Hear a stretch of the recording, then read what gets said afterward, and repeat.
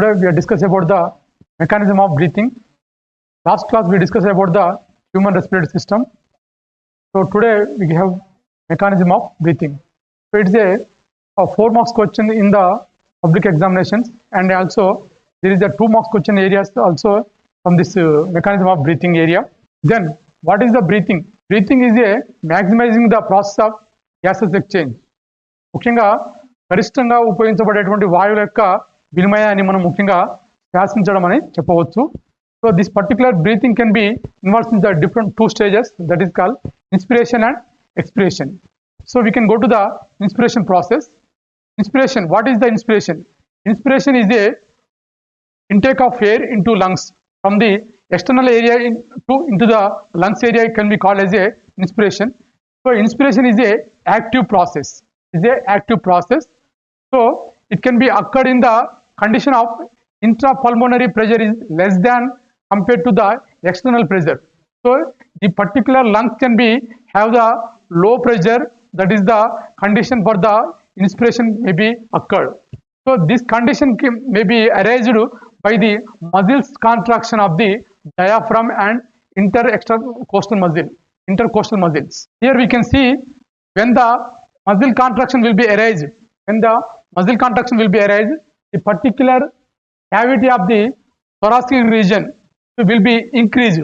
If the thoracic region cavity can be increased, it leads to the volume of the lungs can be increased.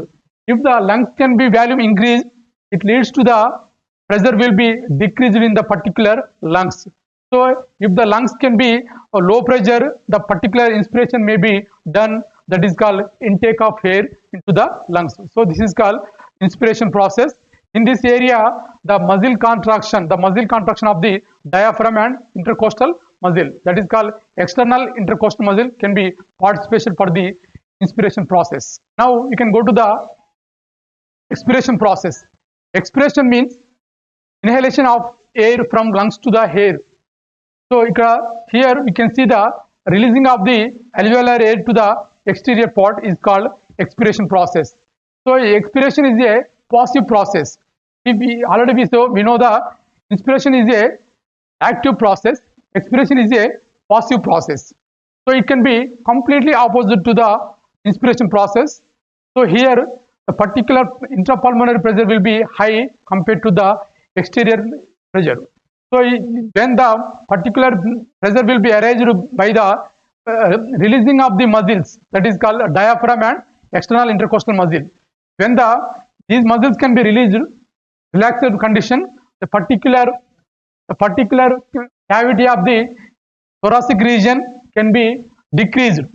So particular cavity of the thoracic region can be decreased, the particular volume of the lungs can be decreased. When the lungs volume can be decreased, the pressure will be increased in the lungs region.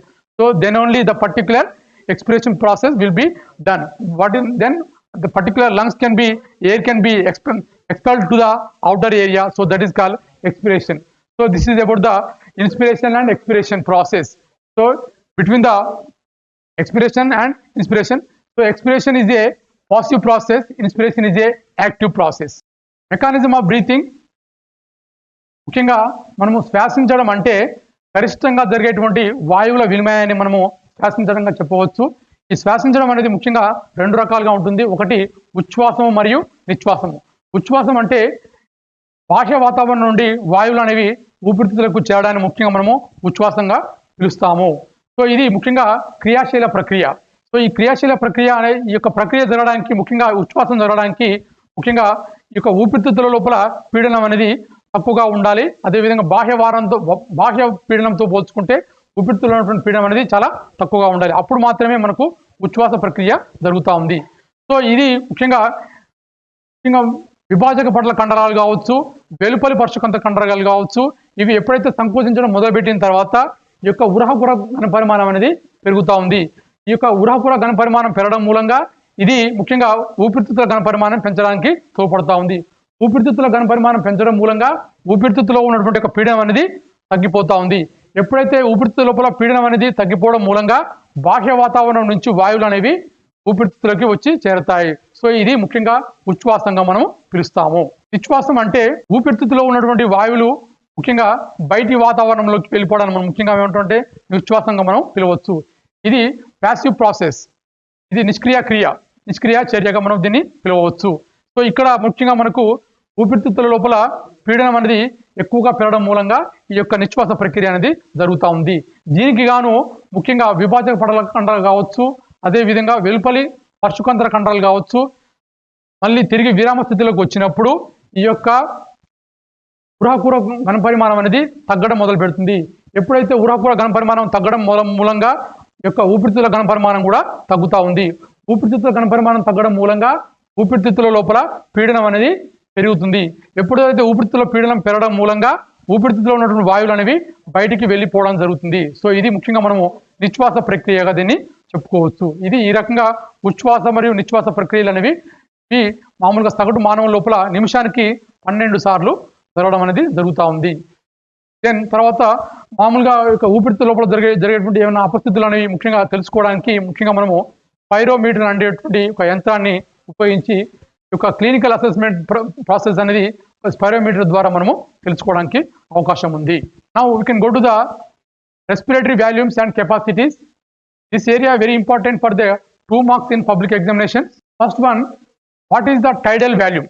What is the tidal volume? So tidal volume is volume of each inspired and expired of air during normal inspiration and expiration. So it is nearly 500 ml. Nearly 500 ml for each inspired and expired air. So per minute is called 6000 ml. 6000 ml. Why? Because in the every man can be inspiration and expiration for the minute is called 12. So 12 to 500 is called 6000 ml per minute. So this is about the tidal volume. Now we can go to the inspiratory reserve volume. So what about this one?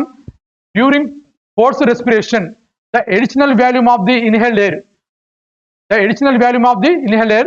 So it is addition to the tidal volume. It is addition to the tidal volume is called inspiratory reserve volume. Then we can go to the expiratory reserve volume. So this is the during forced expiration.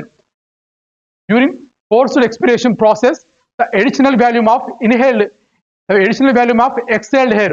The additional volume of exhaled air. So it is additional to the tidal volume. It is additional to the tidal volume is called expiratory reserve volume. Residual volume. So what is the residual volume? The volume of air remaining in the lungs after forcible expiration.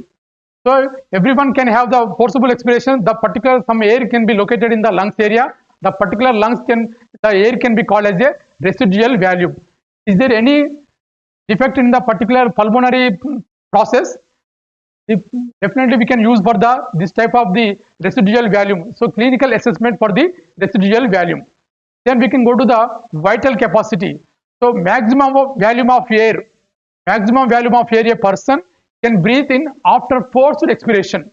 So here vital capacity is called tidal volume plus IRV plus ERV is called vital capacity.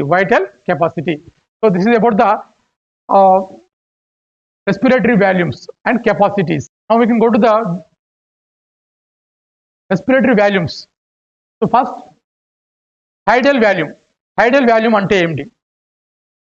సాధారణ ఉచ్ఛ్వాస నిశ్వాస సమయంలో మనము ఉచ్ఛ్వసించే మరియు నిశ్వసించేటువంటి గాలి యొక్క ఘనపరిమాణాన్ని టైడల్ వాల్యూమ్గా మనం పిలుస్తూ ఉంటాము. సో ఇది సాధారణంగా 500 మిల్లీలీటర్గా ఉంటుంది. సో ప్రతి నిమిషానికి సగటు ఆరోగ్యవంతమైన మానవుడు 6000 మిల్లీలీటర్ను వెలువరిస్తూ ఉంటాడు. So this is about the tidal volume. Then ఉచ్ఛ్వాస నిల్వ ఘనపరిమాణము. సో ఇది ఎప్పుడైతే మనము ఫోర్స్ఫుల్గా ఉచ్ఛ్వసించినామో అదనంగా వచ్చినటువంటి టైడల్ వాల్యూమ్ను మనం ఏమని చెప్పొచ్చు అంటే ఒక ఉచ్ఛ్వాస నిల్వ ఘనపరిమాణంగా చెప్పొచ్చు. సో బలవంతపు ఉచ్ఛ్వాస ప్రక్రియలో అదనంగా ఉన్నటువంటి టైడల్ వాల్యూ యొక్క గాలి యొక్క ఘనపరిమాణాన్ని మనం ఉచ్ఛ్వాస నిల్వ ఘనపరిమాణంగా చెప్పవచ్చు. అదేవిధంగా నిశ్వాస నిల్వ ఘనపరిమాణము. ఎప్పుడైతే మనము బలవంతంగా వాయువులను నిశ్వసించినామో దానికి అదనంగా ఉన్నటువంటి యొక్క అడిషనల్ వాల్యూమ్ అదనంగా ఉన్నటువంటి యొక్క ఉచ్ఛ్వసించే వాయువుల యొక్క ఘనపరిమాణాన్ని ముఖ్యంగా మనము యొక్క ఉచ్ఛ్వాస నిల్వ ఘనపరిమాణంగా చెప్పవచ్చు. Then we can go to the tidal volume. Tidal volume ముఖ్యంగా ఇది సాధారణ ఉచ్ఛ్వాస నిశ్వాస సమయం లోపల పీల్చుకునేటువంటి ఉచ్ఛ్వాస మరియు నిశ్వాసం యొక్క గాలి యొక్క ఘనపరిమాణాన్ని ముఖ్యంగా మనము టైడల్ వాల్యూమ్గా పిలుస్తూ ఉంటాము. సాధారణ సమయం లోపల ముఖ్యంగా మనము సాధారణ సమయం లోపల వెలువరించేటువంటి ఉచ్ఛ్వాస మరియు నిశ్వాస యొక్క గాలి యొక్క ఘనపరిమాణాన్ని ముఖ్యంగా మనము టైడల్ వాల్యూమ్ కింద మనం పరిగణిస్తాము. సో ఇది సాధారణంగా 500 mlగా ఉంటుంది. సగటు ఆరోగ్యవంతమైన మానవుడు నిమిషానికి 6000 ml మిల్లీలీటర్ను మామూలుగా అయితే టైడల్ వాల్యూమ్ కలిగి ఉంటాడు. తర్వాత ఉచ్ఛ్వాస నిల్వ ఘనపరిమాణము. ఉచ్ఛ్వాస నిల్వ ఘనపరిమాణం అంటే బలవంతంగా మనము ఉచ్ఛ్వసించేటువంటి ప్రక్రియ లోపల అదనంగా ఉండేటువంటి టైడల్ వాల్యూమ్ను మనం ముఖ్యంగా మనం ఏం చెప్పవచ్చు అంటే ఉచ్ఛ్వాస నిల్వ ఘనపరిమాణంగా మనం చెప్పుకోవచ్చు. అదేవిధంగా నిశ్వాస నిల్వ ఘనపరిమాణము. నిశ్వాస నిల్వ ఘనపరిమాణము మనం బలవంతంగా గాలిని వదిలినప్పుడు సో అదనంగా ఉండేటువంటి నిశ్వాస గాలిని ముఖ్యంగా మనము నిశ్వాస నిల్వ ఘనపరిమాణంగా మనం చెప్పుకోవచ్చు. అవశేష ఘనపరిమాణము. మనము గాలిని బలవంతంగా బయటికి నిశ్వసించినప్పుడు మన యొక్క ఊపిరితిత్తులో ఉన్నటువంటి గాలి యొక్క ఘనపరిమాణాన్ని మనము నిల్వ ఘనపరిమాణము అవశేష ఘనపరిమాణంగా మనం భావించవచ్చు. సో ఇది ముఖ్యంగా మనకు ఊపిరితిత్తు లోపల ఏర్పడేటువంటి అపస్థితులను లెక్కించడానికి తెలుసుకోవడానికి ముఖ్యంగా ఈ యొక్క అవశేష ఘనపరిమాణం అనేది మనకు తోడ్పడుతూ ఉంది. అదేవిధంగా వైటల్ కెపాసిటీ. సో ఈ వైటల్ కెపాసిటీ బలవంతంగా జరిగేటువంటి ఉచ్ఛ్వాస ప్రక్రియ తర్వాత పీల్చుకోగలిగినటువంటి గాలి యొక్క గరిష్ట ఘనపరిమాణాన్ని ముఖ్యంగా మనము వైటల్ కెపాసిటీగా మనం భావించవచ్చు. So here VC vital capacity అనగా ముఖ్యంగా this is the tidal volume. అదేవిధంగా టైడల్ వాల్యూమ్ ప్లస్ ఉచ్ఛ్వాస నిల్వ ఘనపరిమాణము నిశ్వాస ఘనపరిమాణము ఈ మూడు కూడా కలిస్తే మనకు వచ్చేది వైటల్ సామర్థ్యంగా మనం లెక్కించవచ్చు. Now we can go to the respiratory disorders. ముఖ్యంగా శ్వాస వ్యవస్థలో రకరకాలుగా ఏర్పడేటువంటి పరిస్థితులను మనం ముఖ్యంగా రెస్పిరేటరీ డిసార్డర్స్గా మనం తెలుసుకోవచ్చు. ముఖ్యంగా దీని లోపల you can go to the asthma. So asthma is a inflammation of the bronchi and బ్రాంక్యూల్స్. So this is the allergens and histamines.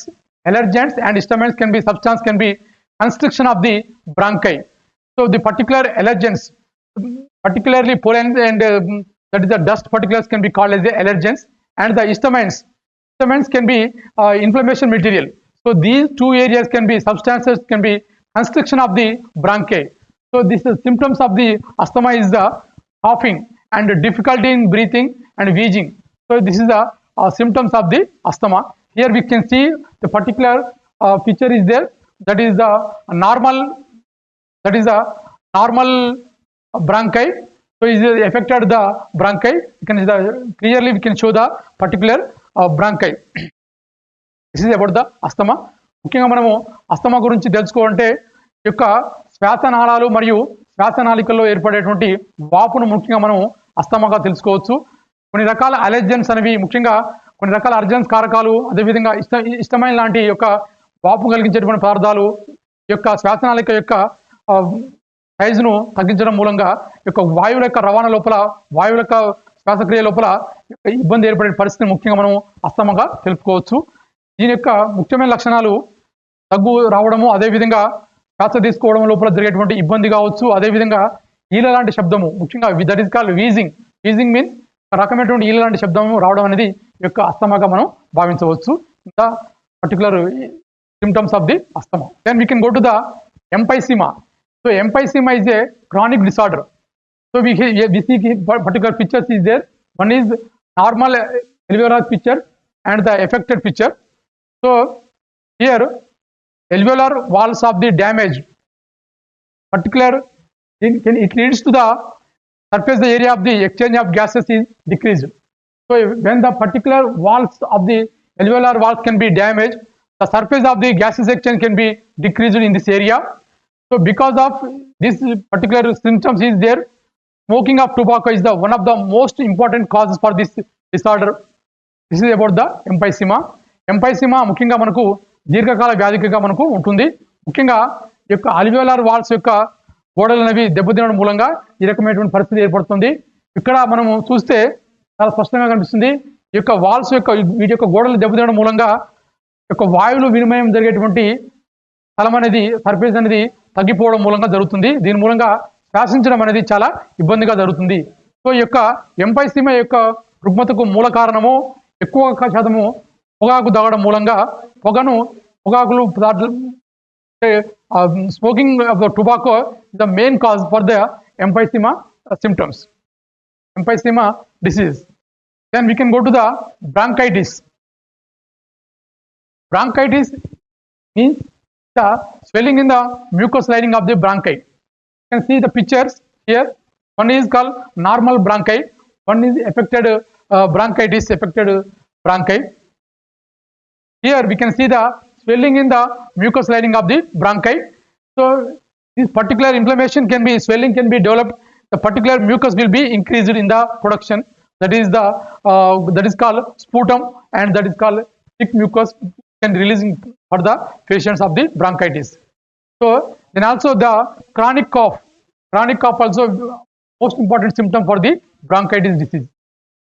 ఇంకా మనం బ్రాంకైటిస్ అనగానే ఈ యొక్క శ్వాసనాళం లోపల ఏర్పడేటువంటి ఒక వాపును ముఖ్యంగా మనము శ్వాసనాళం యొక్క మ్యూకస్ పొరల్లో ఏర్పడేటువంటి వాపును ముఖ్యంగా మనం బ్రాంకైటిస్ గా చెప్పుకోవచ్చు. ఈ యొక్క మ్యూకస్ ఎప్పుడైతే ఎక్కువగా ఈ యొక్క మ్యూకస్ పొర లోపల వాపు రావడం మూలంగా అధిక మోతాదులో మ్యూకస్ అనేది ఉత్పత్తి అవుతా ఉంది. ఈ మ్యూకస్ ఉత్పత్తి కావడం మూలంగా వాయువుల యొక్క రవాణా లోపల ఇబ్బందికర పరిస్థితులు ఏర్పడతా ఉన్నాయి. సో దీని మూలంగా దీర్ఘకాలిక దగ్గు అనేది ఏర్పడతా ఉంది. దాంతోపాటు ప్రతిరోజు కూడా అనేక రకమైనటువంటి ఒక థిక్ మ్యూకస్ అనేది కూడా లేదా స్ఫూటం అనేది ఒక వ్యక్తి అనేది ఎప్పుడు కూడా బయటికి పంపించడం జరుగుతూ ఉంది. This is the symptoms for the bronchitis disease. Then we can go to the pneumonia. So pneumonia is the infection to the lungs by the bacteria. Not only bacteria, some virus and protozoan parasites can be affected with this type of the disease, that is the pneumonia, especially mainly the bacteria. The particular bacteria is called Streptococcus pneumoniae. This is the important bacteria to the affected of the pneumonia disease. So the symptoms is called, here we can see the lungs. So there is the inflammation of the lungs area, So it will be decreasing of the gases exchange process. So this is the another thing is called accumulation of the mucus in the alveoli is the another symptoms for the pneumonia disease. So ముఖ్యంగా pneumonia అనే వ్యాధి ముఖ్యంగా bacteria లాంటి జీవుల మూలంగా ఇది ఎక్కువగా సంభవిస్తూ ఉంది. స్ట్రెప్టోకోకస్ న్యూమోనియా అనేటువంటి బ్యాక్టీరియా మూలంగా సాధారణంగా చాలా వరకు ఈ యొక్క న్యూమోనియాకు కారణమైనటువంటి బ్యాక్టీరియా మనం చెప్పవచ్చు. సో ముఖ్యంగా ఈ యొక్క ఊపిరితిత్తులలో ఏర్పడేటువంటి వాపు మూలంగా ఈ యొక్క పర్టికులర్ బ్యాక్టీరియా మూలంగా ఊపిరితిత్తు లోపల ఒక రకమైనటువంటి వాపు అనేది ఏర్పడుతుంది. ఈ వాపు ఏర్పడడం మూలంగా ఊపిరితిత్తు లోపల వాయువుల వినిమయం అనేది తగ్గిపోతా ఉంది. అదేవిధంగా ఈ యొక్క అల్వియోలై సెక్టార్ లోపల కూడా మ్యూకస్ అనేది ఎక్కువగా ఉత్పత్తి కావడం అనేది జరుగుతూ ఉంది. దీని మూలంగా వాయువుల యొక్క వినిమయానికి తగినటువంటి స్థానం అనేది తగ్గిపోవడం మూలంగా శ్వాసించడం లోపల ఇబ్బందికర పరిస్థితులు అనేవి ఈ యొక్క న్యూమోనియా అనేటువంటి వ్యాధి వల్ల సంభవిస్తూ ఉన్నాయి. Then we can go to the occupational respiratory disorders. Here we can see, already we can told about the respiratory disorders. This is occupational respiratory disease means those persons working in a particular industry, they can affect this type of disorders, that is called occupational respiratory disorders. In this area, you can see the asbestosis. Asbestosis means those who are working in the particular asbestos industry, they can exposure to the asbestos dust. So that is called asbestosis. Those who working in the particular silica dust, those who are exposed to the silica dust. Where is silica? Silica can be located in the mining and quarry. Those who are working in the mining area and quarries and sand areas can be, the particular silica dust can be affected, exposure to the silica dust. The particular disease can be called as a silicosis. Those who are working in the iron industries, the small particles of the iron molecules can be affected to the lungs area. So this can be called as a siderosis. So those who are working in the mining industries, coal mining industries, so they are affected the particular black lung disease, that is called exposure to the coal dust. So the particular disease can be called as a black lung disease. So ముఖ్యంగా ఈ యొక్క వృత్తిపరమైనటువంటి శ్వాసక్రియ రుగ్మతలనేవి ఏదైనా ప్రత్యేకమైనటువంటి పరిశ్రమలో పనిచేసినప్పుడు సంభవిస్తూ ఉంటాయి. So దాంట్లో ముఖ్యంగా అస్బెస్టాసిస్. సో సిమెంట్ లాంటి పరిశ్రమ లోపల ముఖ్యంగా మనకు వచ్చేటువంటి పర్టికులర్ డస్ట్ మనం ముఖ్యంగా exposure to the particular asbestos dust మూలంగా వచ్చేటువంటి వ్యాధిని ముఖ్యంగా మనం అస్బెస్టాసిస్గా మనం పిలవచ్చు. అదేవిధంగా మైనింగ్ కావచ్చు, అదే గనులు కావచ్చు, అదేవిధంగా క్వారీస్, ఈ కంకర మిషన్లు, కంకర తయారు చేసేటువంటి పరిశ్రమలు కావచ్చు, దాని లోపల ముఖ్యంగా యొక్క ఈ ఇసుక రేణువుల మూలంగా రాళ్ళ చిన్న చిన్న రాళ్ళ ముఖ్యంగా రాళ్ళ వంటి నిర్మాణాల మూలంగా కావచ్చు, ఈ డస్ట్ అంతా కూడా ఊపిరితిత్తులకు చేరడం మూలంగా వచ్చేటువంటి వ్యాధిని ముఖ్యంగా మనం సిలికోసిస్గా భావించవచ్చు. అదేవిధంగా ఐరన్ ఇండస్ట్రీస్ లోపల ఎక్కడైతే ఇక ఐరన్ ఇండస్ట్రీస్ ఎక్కడి నుంచి మామూలుగా మట్టి నుంచి తీసేటువంటి యొక్క ఐరన్ మాలిక్యూల్స్ నుంచి వాటిని తయారు చేసేటువంటి పరిశ్రమ లోపల శుద్ధి చేసేటువంటి కర్మాగారంలో పనిచేసేటువంటి వ్యక్తుల లోపల ఈ యొక్క ఈ పర్టికులర్ మాలిక్యూల్స్ మొత్తం కూడా ఊపిరితిత్తులో చేరడం మూలంగా వచ్చేటువంటి వ్యాధిని ముఖ్యంగా మనం హెడ్రోసిస్గా మనం భావించవచ్చు. అదేవిధంగా ఈ యొక్క కోల్ గనుల లోపల, బొగ్గు గనుల లోపల పనిచేసేటువంటి వాళ్ళు, బొగ్గును వెలికి తీసేటువంటి పరిశ్రమల లోపల పనిచేసే వాళ్ళు ముఖ్యంగా ఈ యొక్క కోల్ డస్ట్కు వీళ్ళు ఎక్కువగా గురవుతూ ఉంటారు. కాబట్టి వాళ్ళ యొక్క ఊపిరితిత్తుల లోపల ఈ యొక్క కోల్ అనేది చేరడం మూలంగా ముఖ్యంగా మనకు వచ్చేటువంటి వ్యాధిని మనం బ్లాక్ లంగ్ డిసీజ్గా మనం భావించవచ్చు. ఇది ముఖ్యంగా మనకు ఈ యొక్క ఆక్యుపేషనల్ రెస్పిరేటరీ డిసార్డర్స్. ఇది ఇక్కడ ముఖ్యంగా గుర్తు ఏంటంటే ఇక్కడ రెస్పిరేటరీ డిసార్డర్స్ కావచ్చు, ఆక్యుపేషనల్ డిసార్డర్స్ కావచ్చు, ఇది మనకు ఎగ్జామినేషన్లో 4 మార్క్స్ క్వశ్చన్స్గా మనకు వస్తూ ఉంది. సో 4 మార్క్స్ క్వశ్చన్గా వచ్చినప్పుడు మనం ఈ యొక్క 4 అంశాలు మనం రాయాల్సి ఉంటుంది. అదేవిధంగా ఓన్లీ 2 ఏరియాస్ మాత్రం మనకు ఇచ్చినప్పుడు, ఏదైనా 2 మార్క్స్లో అడిగినప్పుడు ఏదైనా 2 అంశాలు మనం పర్టికులర్గా మనం మెన్షన్ చేయాల్సిన అవసరం ఉంది.